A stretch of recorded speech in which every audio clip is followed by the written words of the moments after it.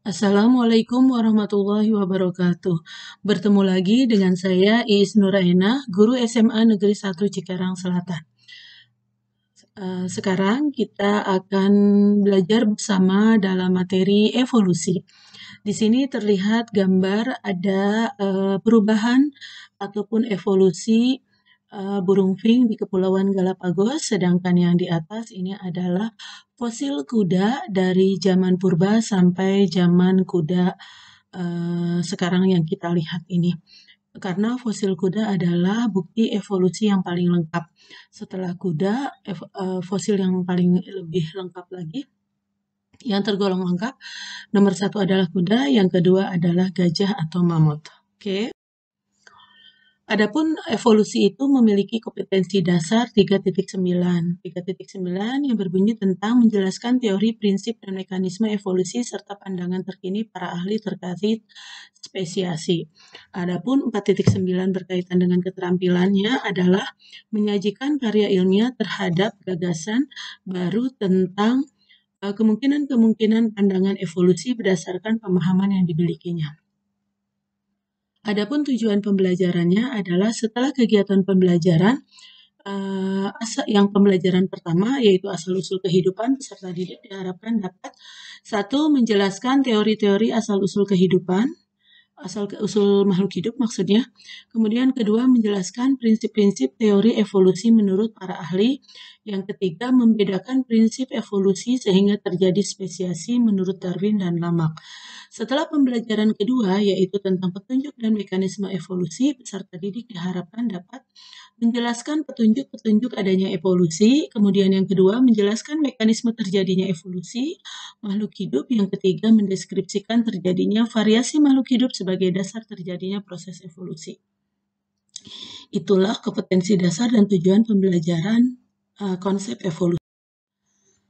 Berikutnya adalah peta konsep tentang evolusi. Dalam peta konsep ini ada pun beberapa hal yang akan kita bicarakan adalah pertama adalah pengertian evolusi, kemudian teori evolusi terdiri dari teori skala alami dan teologi alam, kemudian penemuan teori evolusi Darwin, perbandingan teori evolusi Lamarck, Weismann, dan Darwin. Kemudian lanjut ke petunjuk evolusi di mana ada variasi individu dalam keturunan, adanya fosil, homologi alat-alat tubuh berbagai makhluk hidup, embrio perbandingan biokimia, perbandingan fisiologi, kemudian petunjuk alat tubuh yang tersiksa. Mekanisme evolusi meliputi mutasi gen, hukum Hardy-Weinberg, perubahan perbandingan frekuensi gen pada populasi, timbulnya spesies baru atau proses spesiasi. Pengertian evolusi. Evolusi memiliki definisi adalah perubahan yang terjadi pada organisme secara perlahan dalam waktu yang lama. Sedangkan bahasan dalam evolusi kita bagi secara garis besar adalah asal-usul kehidupan, petunjuk dan mekanisme evolusi, serta hukum Hardy-Weinberg.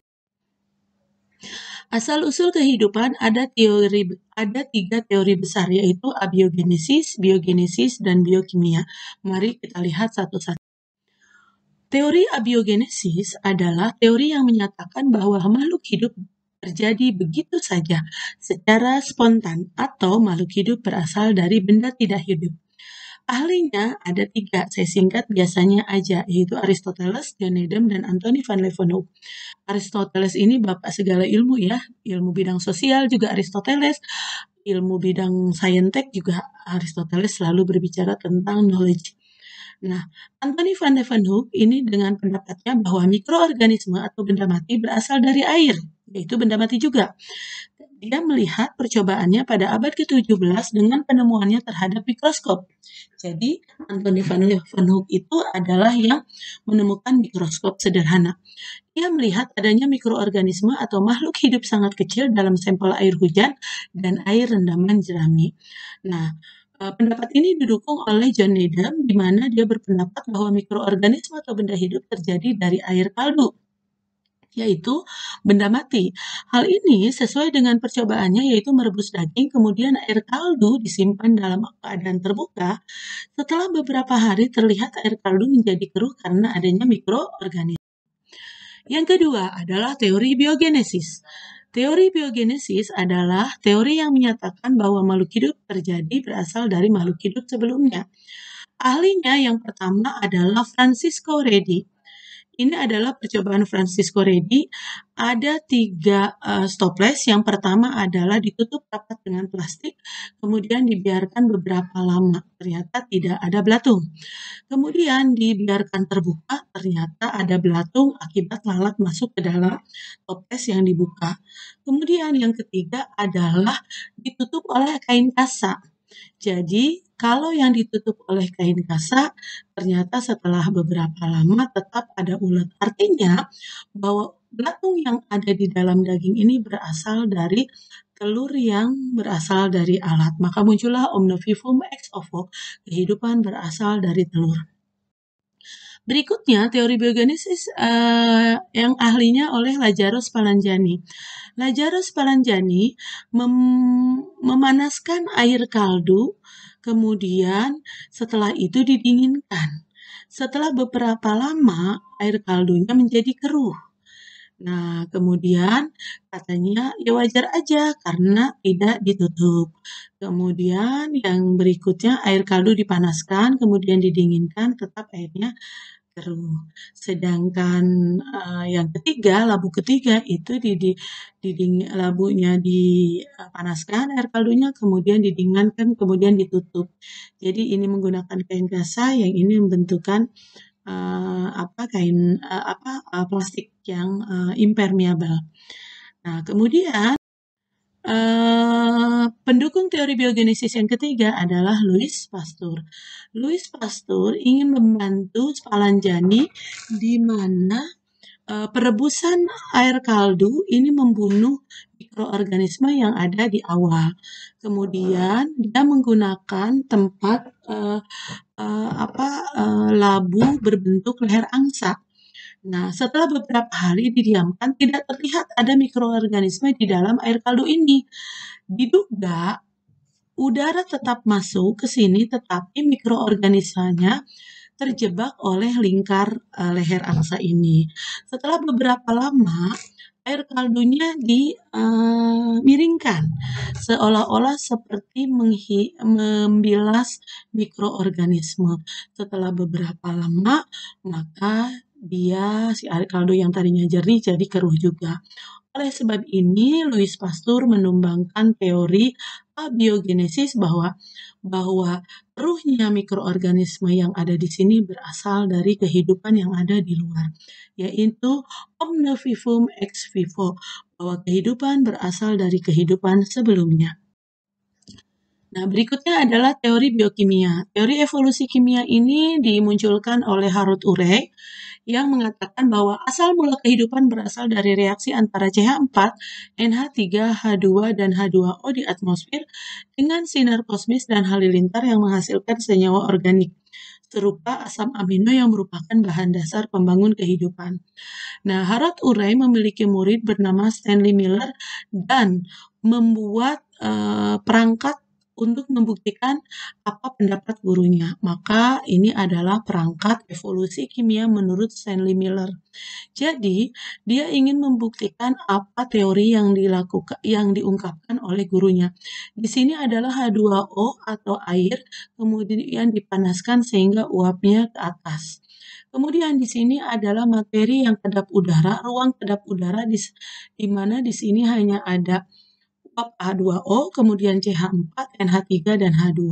Kemudian diberi elektroda dianggap sebagai halilintar.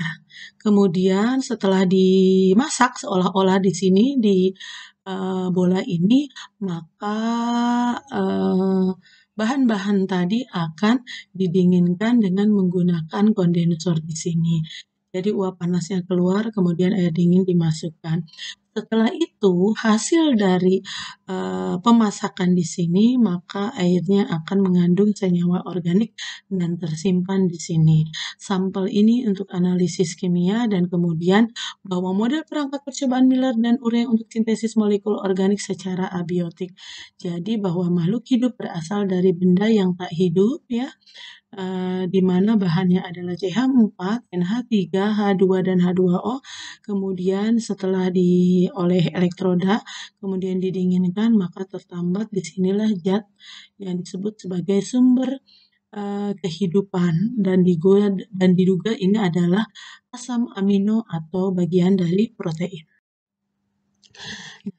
Teori evolusi biologi, kalau tadi kan kimia, teori evolusi biologi ini dikemukakan oleh Alexander L. Oparin yang bicara tentang asal-usul kehidupan. Berasal dari reaksi antar gas metana, hidrogen, uap air, dan amoniak, hampir sama dengan urai, yang mudah menguap ke atmosfer yang berada di cekungan air laut dengan energi radiasi, benda-benda angkasa yang menghasilkan senyawa organik berupa alkohol dan asam amino, hasil reaksi berupa asam amino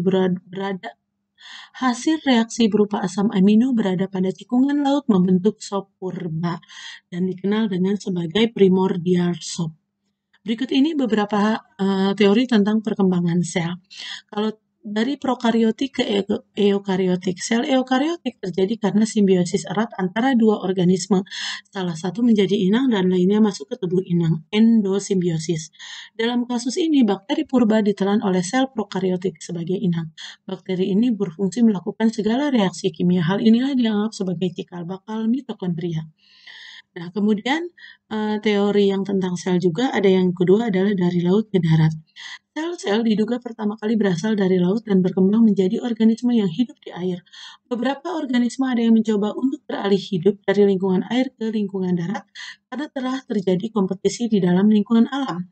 Fakta yang mendukung teori ini adalah siklus hidup amfibi sebagian di air, dari fertilisasi sampai berudu amfibi hidup di air dan kemudian mengalami metamorfosis untuk hidup di darat.